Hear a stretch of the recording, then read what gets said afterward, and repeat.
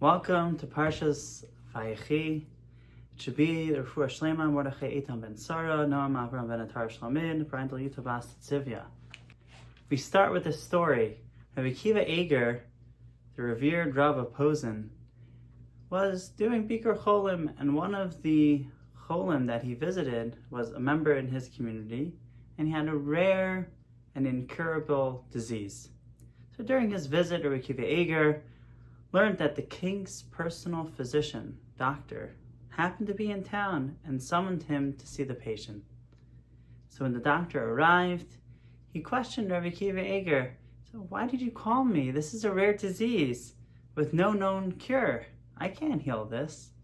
So Rabbi Akiva Eger replied, "If the king himself were afflicted with this illness, would you simply just give up in despair?"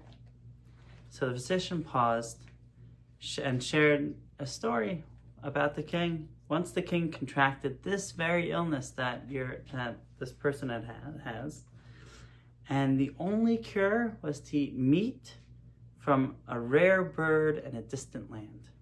So the bird was not only extremely difficult to find, but it was also very difficult to catch. So the king's servants, armies, and the fleets all were dispatched to this location where the bird would be able to be found. And they were able to finally track it down, trap the bird, and were able to serve it to the king, and the king was cured from this illness.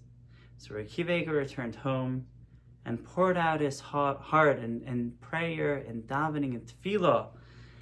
HaKadosh Baruch Hu, your children are kings, the sons of kings.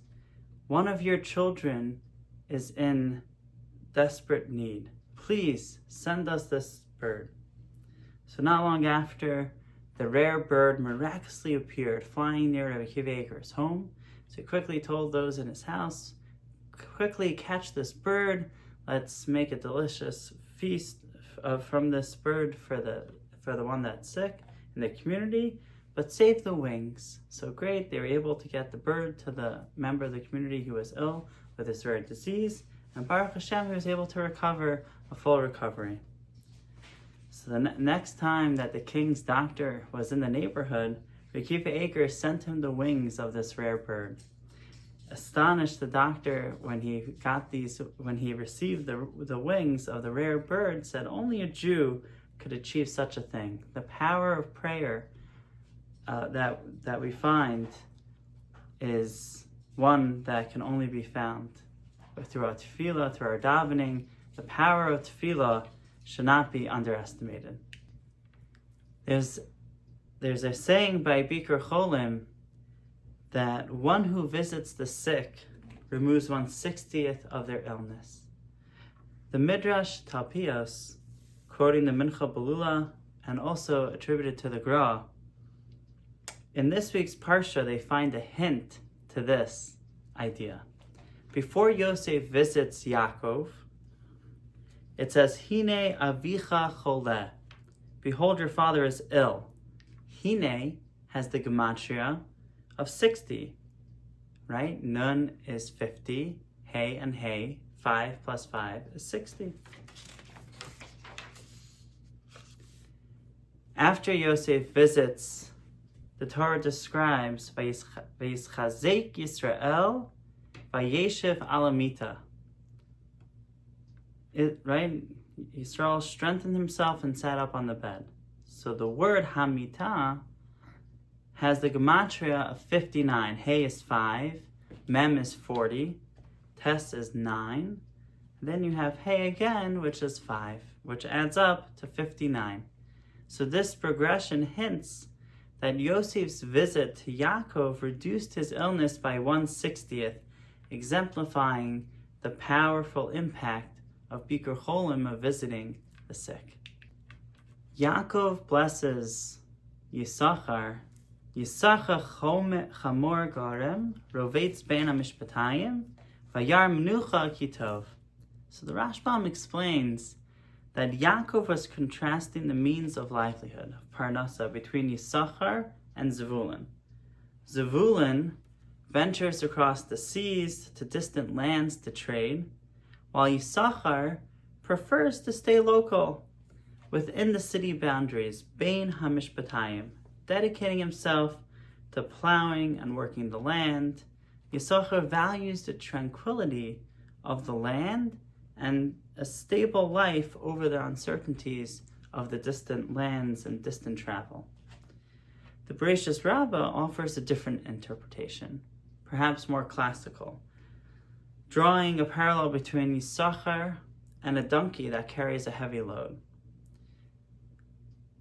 Just as a donkey bears a burden, Yissachar is seen as carrying the quote-unquote burden of Torah.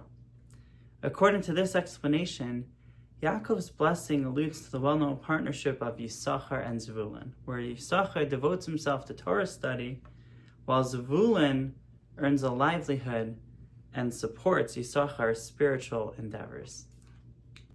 Rav Chanan Shaf in his Sefer brings from the Imrei Noam, who is one of the Tosfists, on the Torah's description of Naftali's remarkable speed. Naftali ayala shlucha hanosein Imrei Shefer. So the Imrei Noam explains that the secret to Naftali's swiftness was not just physical ability, but his character. Naftali greeted everyone he met warmly and kindly while traveling, offering a friendly word to all. Because of his pleasant demeanor, no one felt the need to delay or hinder him along his way. His kindness cleared the path for him, allowing him to reach his destinations more quickly. And indeed, we find in the Gemara in Sota that the brothers called upon Naftali to go back to Egypt in order to retrieve documents proving that Yaakov has rights to be buried at Ma'aras Machpelah. We see Naftali's trait teaches us the power of a kind word. Simple acts of friendliness and warmth, saying hello, how are you, can open pathways and create smooth journeys. Yaakov in this week's parsha, we are told, is unable to see clearly due to his advanced age. This leads to the halachic discussion regarding a summa and their exemptions from mitzvot. Minchas Asher offers a fascinating analysis of this topic and begins with some interesting insights about a summa, about someone who's blind. So a summa who's blind is exempt from mitzvah saseh, that's clear. And there's a debate regarding whether they're also exempt from lo saseh, negative commandments. And we also know it's clear that this exemption applies to someone who's completely blind and cannot see at all. However, how does this halacha apply to someone with impaired vision, such as what the Torah discussed in this week's parsha with Yaakov? So the Chasam Sofer and the Birkei Yosef both write that someone with weak eyesight is not considered a summa at all. What about someone who needs glasses in order to see? Without their glasses, they're just walking.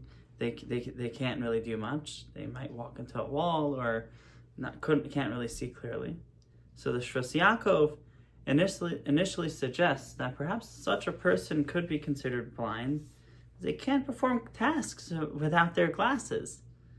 However, he concludes his discussion that since the individual can see, albeit not clearly, they are not considered a summa in halacha.